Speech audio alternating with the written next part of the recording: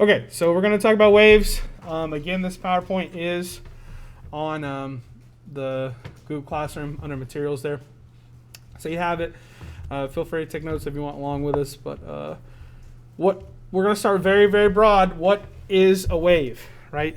So a wave is just simply a way that energy travels. It's a way energy travels through a medium, through something, usually, from one location to another.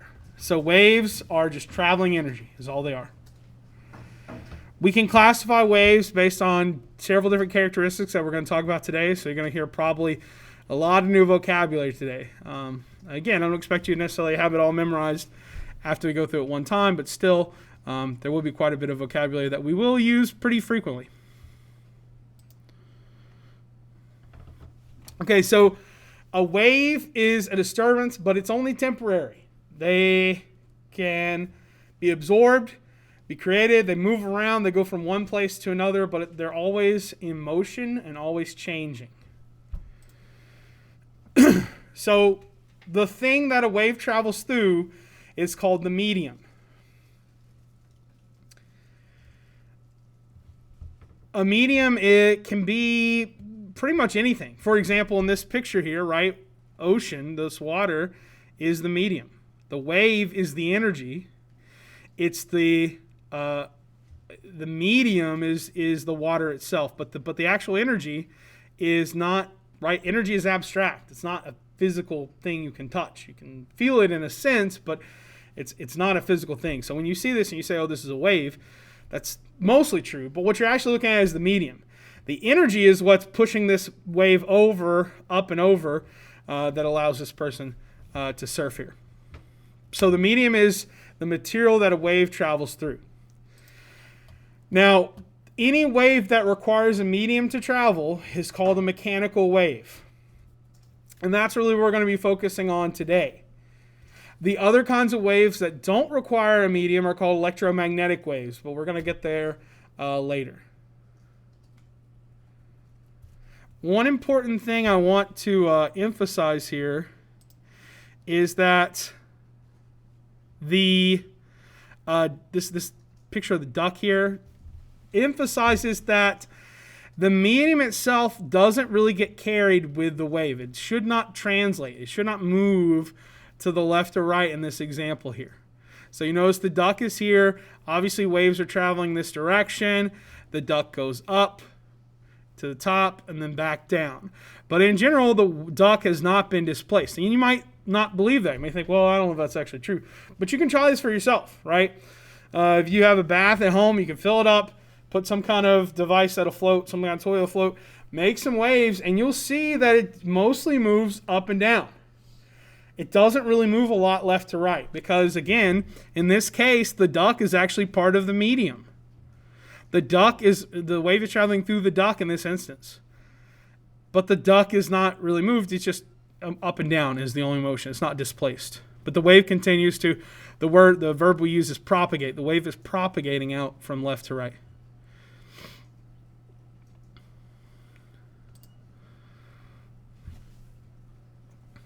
Here's just another picture of a wave. Again, we notice that the wave is traveling to the right here. What is the medium of this wave right here?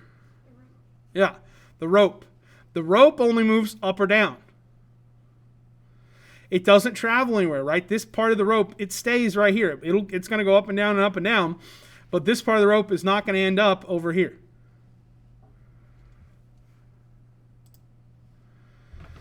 Again, another example in this case, what's our medium? Yeah, the water. And these are ripples on a pond. And again, this energy is going to be dispersed, right? The wave is the energy, is spreading out radially in all directions. No doubt you've probably dropped rocks into the water before and you've seen those ripples. So in this case, the energy is coming from this drop of water, right? That was dropped, or maybe it's a rock that you dropped, and this is kind of the splashback. But regardless, there's gravitational potential energy that's turning into kinetic energy. That's creating waves, which dissipate out from that central place there. One way we can classify waves is how the medium moves.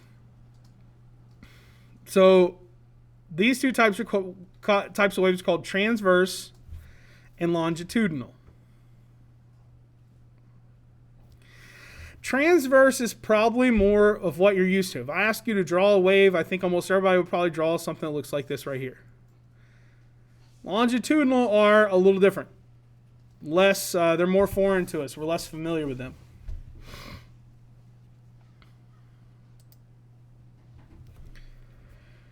So transverse waves, to be a transverse wave, it means that the medium moves perpendicular or orthogonal or at right angles to the direction that the waves are traveling or propagating.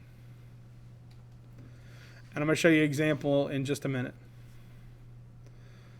So in a transverse wave, the medium travels perpendicular to the wave itself. The energy is going to propagate maybe to the right, but the medium is just going to move up and down. And up and down is perpendicular to the right. So that's why it's a transverse. That's what makes it a transverse wave.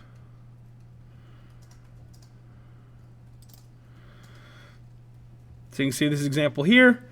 Maybe you've done this again. If you're a kid and you had a jump rope and you moved it up and down, you can make little waves that travel through it. That's a transverse wave because the jump rope, or the rope in this case, is moving up and down, but the actual wave is traveling to the right. Now there's some other vocabulary here. For a transverse wave, we have different points. The crest is the very top of the wave.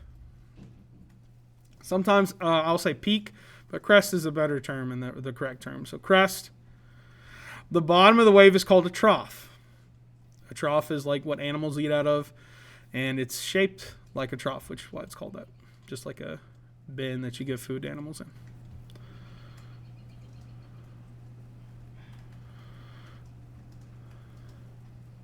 So again, this wave is transverse because the rope is moving up and down, but the wave is traveling to the right. For those of you watching this on video, I'm going to pause it here, so I'm going to show an example. I'll try to show an example on camera here, but it's a little tough, but I'll still try. Okay, so I don't think this is going to come across very well, but you can hopefully get the point here. Okay, here's a slinky. If I shake it right, the slinky is moving up and down, but the energy goes from one side to the other. And again, if I could stretch this out, you would see it better, but yeah.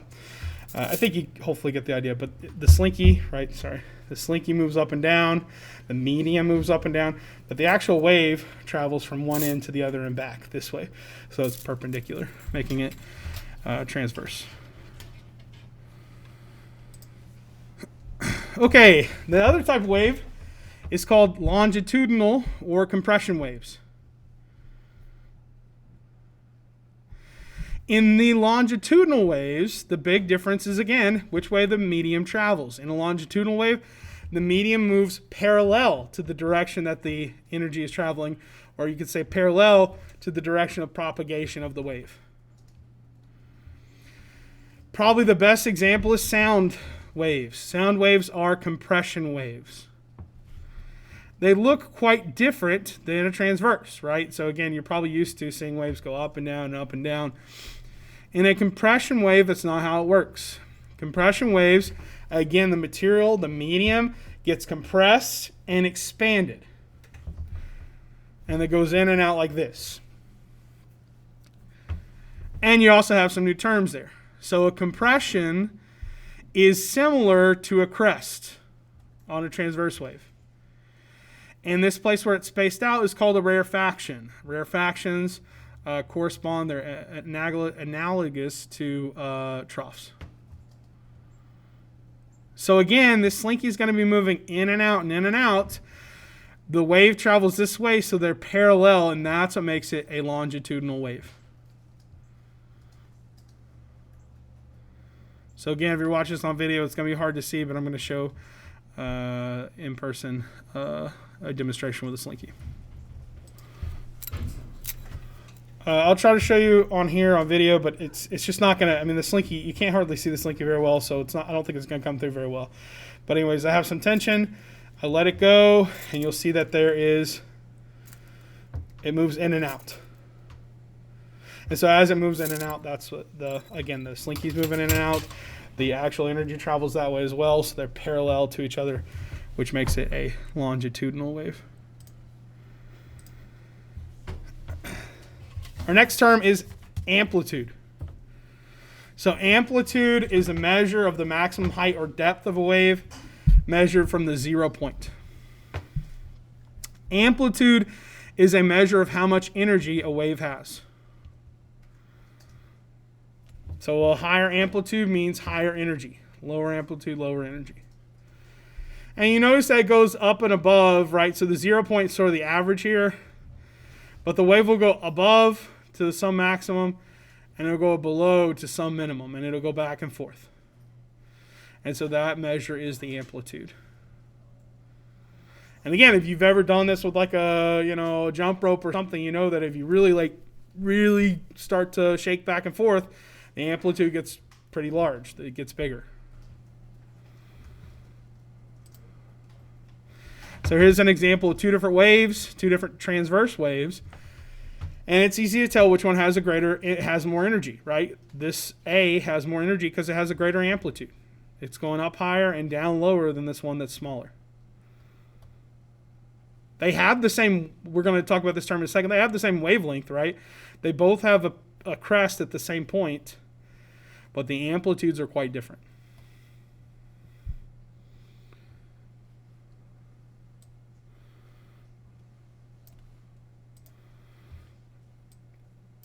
Okay, in a longitudinal wave, amplitude is a measure of how compressed or how dense the medium gets.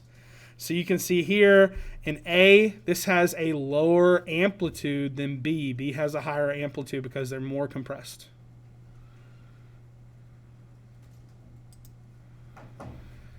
In sound, amplitude is a measure of how loud something is.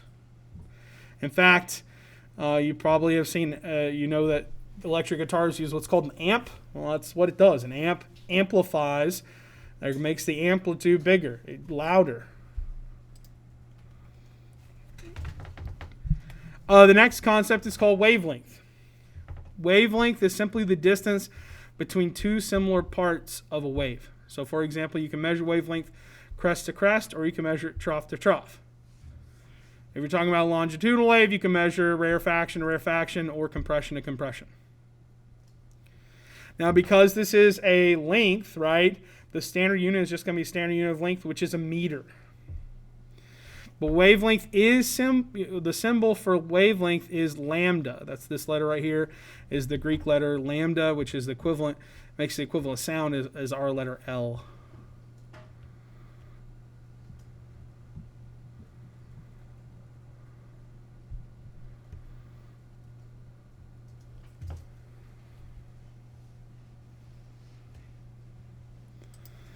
So in this example here, the wavelength could be measured. It's the physical distance from here to here. That is a wavelength. The physical distance from here to here. Now, sound and light can have many different kinds of wavelengths. And when we talk about the electromagnetic spectrum, we're going to talk about all the different wavelengths. But every size pretty much exists out there in some form.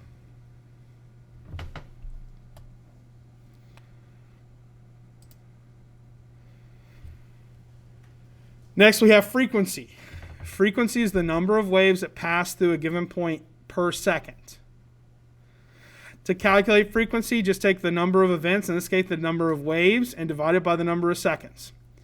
So if you had 100 waves pass by in 10 seconds, the frequency would be 100 divided by 10. It would be 10 waves per second. Or you could just say 10 inverse seconds. But that's kind of weird to say.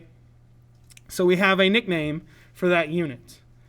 The inverse seconds, or the unit of frequency, we call hertz, abbreviated Hz. So when you hear like talk about music, right? If you're ever gonna tune like a piano or tune a guitar, you tune it to a specific frequency, because in sound, frequency correlates to the pitch that we hear.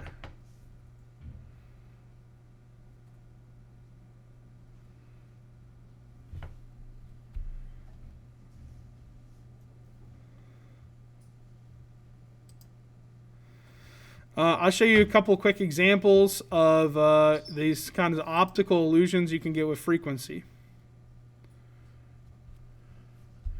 So notice before he spins it that there are these little black and white areas. They're kind of offset. They're not all lined up correctly. And so when he spins it, you get what's called the wagon wheel effect. It looks like all these areas are spinning separately, but they're not. And in fact, it actually looked like it stopped and went backwards.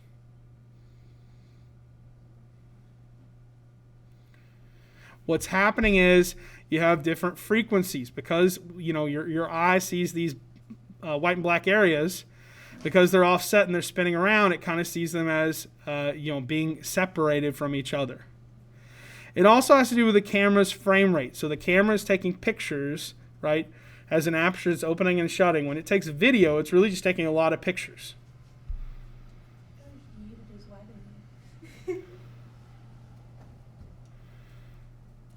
One more example. I think it looks a little better.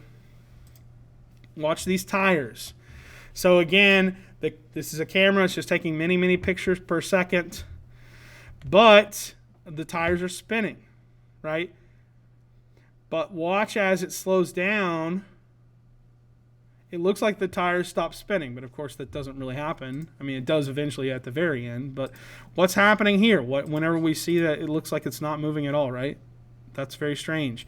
Well, what's happening is it's a frequency thing. The camera is taking pictures. Now, I don't know how many pictures it takes per second. Usually 32 frames per second is kind of standard. So 32 frames per second, 32 pictures every second. But what happens is that tire is spinning around. And if the picture, you take a picture when the tire is like, okay, I went too far past it. So what's happening right here is it's taking a picture every 32/32 of a second, right? But it could be, whenever it looks like it's not moving, the tire is definitely spinning, but it gets to the exact same point. So you take a picture here, it makes one full rotation. It could be multiples, but at least one full rotation. Then the next picture is in the exact same place. And then the next picture is in the exact same place. So it looks like it's not moving at all. And that's how you get this effect. It can actually it will look like it starts moving backwards because, again, imagine it makes one whole rotation, but it doesn't quite get one rotation. It gets to here. So you take a picture here, it spins all the way to here, you take a picture. It spins all the way to here, you take another picture. It spins all the way to here, you take another. Well, put those together, you get a backwards rotation, even though it's not actually rotating backwards.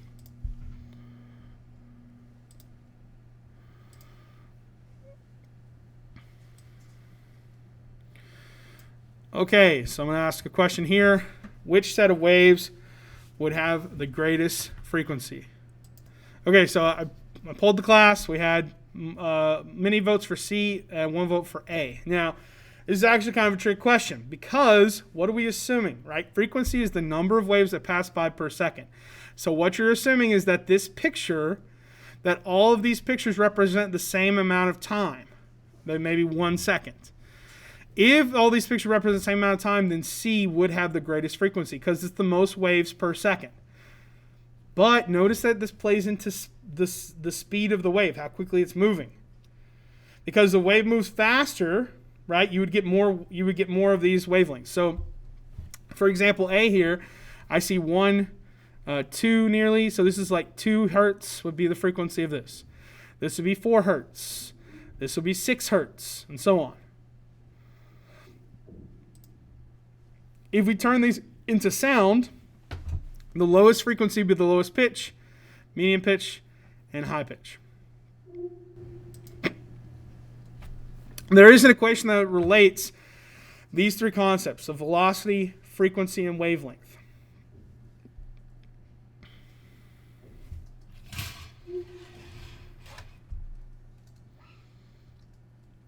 I tried to draw on this earlier, but I don't think I can, which is unfortunate because I really want to emphasize something right here. Let's see if I guess I can take a screenshot.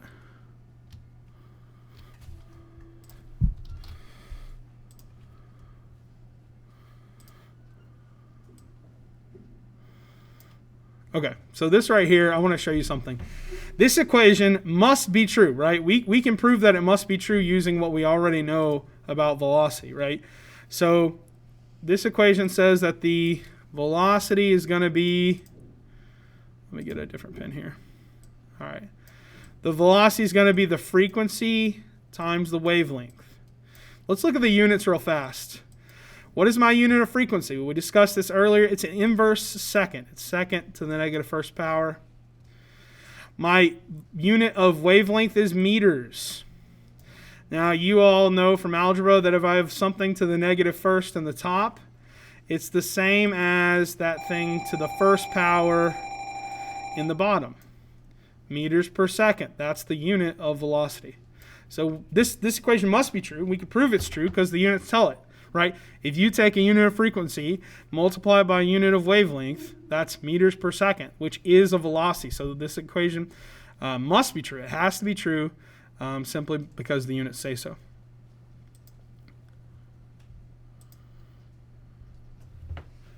So wave speed is this relationship between the two. But notice that they're inversely related to each other. They must be, right? Because again, if I